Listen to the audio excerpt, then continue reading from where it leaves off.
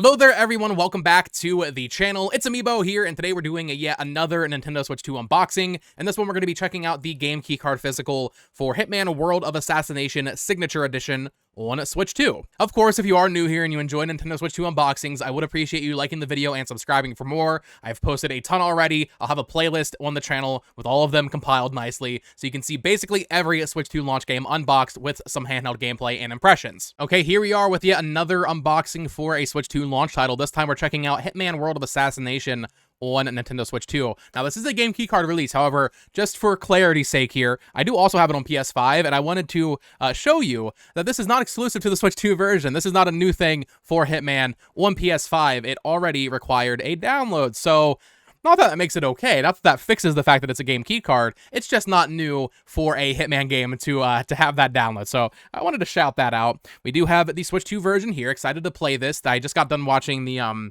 Summer Games Fest stream, and they announced that you can now assassinate Mads Mikkelsen in the game as a little tie-in promo for IO's new 007 First Light game. So if you want to kill Mads Mikkelsen, this is the game for you to buy right now.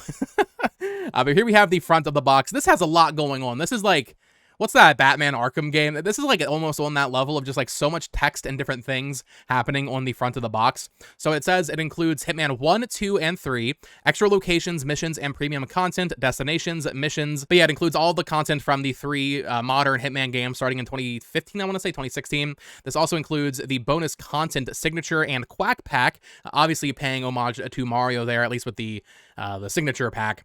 Then we have the logo, the most acclaimed Hitman game ever, IO Interactive, and this might be is this the biggest game keycard I've opened so far? This is a 61 gig download for the Hitman game keycard version. So that is a big download for this game. And just in case you're wondering, that is a sticker on there. So when you take off the plastic, it will be going bye-bye. Here is the spine for Hitman World of Assassination on Switch 2 with the IO Interactive logo at the bottom. Just, once again, wrapping around the Agent 47 art to the spine here, so it's a little bit yellow and black. Hitman Signature Edition right there. On the back of the box, it says 100 hours of gameplay. That's a lot of hours. I've heard great things about this game, and I've mentioned it in videos before. I don't love stealth games, however, I think if I'm going to get into one, I think this is the one for me to really give a true shot. So I'm excited to play this a bit in handheld and give you some first impressions of what I think. I know it might not be everybody's cup of tea, but it says enter the world of Ultimate Assassin, or enter the world of the Ultimate Assassin. This edition brings together the best of Hitman 1, 2, and 3, including all of the expansion pack and deluxe pack contents. And that's really all there is to it. I mean, it's just all of the content in this new World of Assassination package that they started on PS5. I've heard Hitman 3 is Hitman 3 especially is like really good.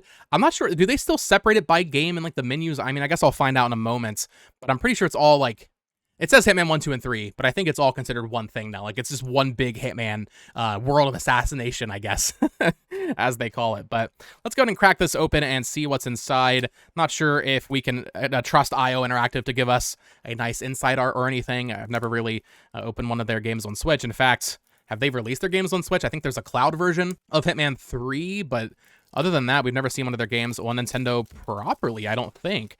So here's that sticker. Now, I do something very mentally ill with these. I'm going to peel this off and put it on the inside just for posterity's sake. Just a second. But here we have the game once more. Is that like a little bit of lint? What is that? It's like a white piece of plastic already on his eyeball. That's weird. Here we have the spine, back of the box. Let's open it up. Yeah, okay.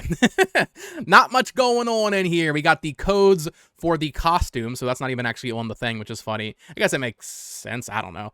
So we have the Luigi and Mario outfits, although they did not get the licensing to call it that from Nintendo. I can't imagine Nintendo wants an official Mario skin in a game about killing like this. We have the codes for that. I'll make sure to use those before you steal them from me, although if you bought the game, you would also have them, so I don't know why you would steal this from me. Don't take my Hitman code. We have the code here, 16-digit download code, 2 of them. You have to enter 2 codes for each individual pack. We also have the game keycard itself right here, with a lot of text on there. It's so small you cannot see that. Hitman World of Assassination Signature Edition. They managed to fit it all on there with the little key in at the top right, denoting that it is a game keycard release. Let's see if I can carefully take off the sticker here. We'll put it inside so I can keep the sticker forever. Oh, look at that clean peel. That is beautiful. So what I do, just to keep the sticker around, I'm going to put this right here. Not perfectly centered or whatever, but at least I have it with my copy of the game forever now. Let's go ahead and pop this into our Switch 2 though. Currently downloading Sonic for that video, so I'm trying to like get all these done at once so they can all download. So you'll see the Sonic video I think before this one, but let's go ahead and pop her in here and see 61 gig download. That's a lot. It's gonna be a while before I get to play this one. That's fine. I got other stuff to do. Although the Switch 2 still has that thing where, like, if you're playing certain games, it doesn't download while you're in the thing, I'm pretty sure, which is really annoying. I wish Nintendo didn't do that. PlayStation doesn't do that. Xbox doesn't do that. But yeah, it's downloading Hitman World of Assassination now as soon as Sonic finishes up. And we'll be back in just a second with some handheld gameplay, as well as my early impressions of Hitman as someone, once again, who doesn't typically love stealth games. Let's get into it. Okay, so I just played about an hour of the game, a little bit in handheld, as well as some dock, so you'll be seeing a bit of both here. For the handheld gameplay, I was doing the couple of tutorial levels, and then for the dock gameplay, I tried out that mission that they added to promote 007 First Lights, where you assassinate Mads Mikkelsen. I unfortunately did not achieve my goal. I completely let my cover get blown. But Hitman on Switch 2, I mean, similar to how I felt playing Hogwarts, it still feels a little weird playing a game of a higher graphical fidelity, we'll say, going for more realism, as opposed to a lot of what I'm used to seeing on Nintendo, especially running at 60 FPS. Now, I'm not sure if it was just a me thing or what, but I feel like I was noticing a little bit of frame drops when I was playing docked. I don't think it's running at a locked 60. I might be wrong about that, but it didn't feel exactly locked. It did feel like there were a couple of hitches in that. This game it's a little interesting because it's entirely online, and I've been having internet issues for the past 2 days, and while I was doing the level, it like disconnected me, and it was like, hey, you can keep playing, but you're not going to be graded, or, you know, you're not going to get a score for your playtime here. So this is a very online focused game. Even though it's a single player experience, they want you to be connected to those Hitman servers. As soon as you boot it up, it asks you to like re-sign into your Nintendo accounts and link it and everything like that. So just go into it knowing that, yes, you can play it offline, but they want you to be connected to the internet to access all of the content. They want you to be connected to the internet to not only get graded and stuff on the core Hitman 1, 2, and 3 levels, but also I'm pretty sure that's the only way you can access stuff like this Mads Mikkelsen elusive target limited time mission that they have in the game right now. From what I played of the game, though, I mean, it seems pretty fun. Like I said, I'm not a huge fan of stealth games, and I want to give this more of a shot, you know, over time, but still, I'm not sure if it's necessarily winning me over. It seems like there's a lot of options here, which I know I've seen some videos of people playing this game in the past. The amount of different ways you can tackle any given target is really the appeal here, where even in the tutorial, they have one where you're doing a very guided thing, kind of just saying, hey, go here, cover that, take this guy's clothing, disguise yourself, hide the body in this wardrobe, that kind of thing, and it's a more of a specifically playing it as a stealth mission in a way that you would expect a stealth mission to typically play out, and then they have you do the exact same target again, saying, here, go wild, you can, you know, grab these lockpicks, you can go around, sneak in, you don't have to disguise yourself, you can really choose how you want to play this game, still, you know, leaning towards stealth, of course. You're not going to want to play this game running and gunning into any given target. It was funny, on the second go through, I kind of did do that a little bit. I just shot the guy,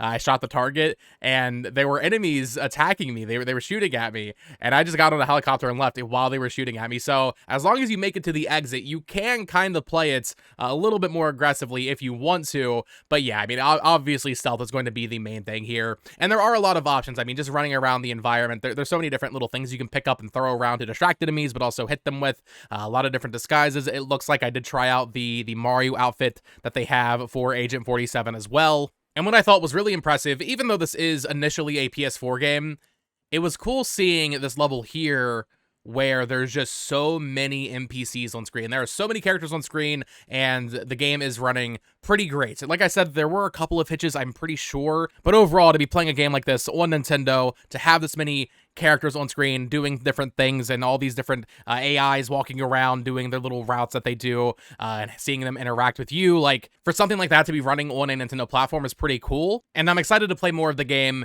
and really see what it has to offer. There is a menu, I mentioned this earlier, there is a menu where you literally select Hitman 1, Hitman 2, Hitman 3, and then the like online elusive targets that they add in. So if you just want to play through like the story, we'll say, of those 3 games, you can do that in this version, which is what I think I would mostly focus on. Although, I mean, it does look like there is just so much content. And if you really get into the weeds of it, having all the different paths and ways that you can actually do these missions, I mean, there's a lot of options here for how you play the game. So they don't lie on the box. I mean, they say 100 plus hours of gameplay. If you want to get 100 plus hours out of this game, I can easily see how that would be possible with all the different missions and just the, different ways you can tackle them.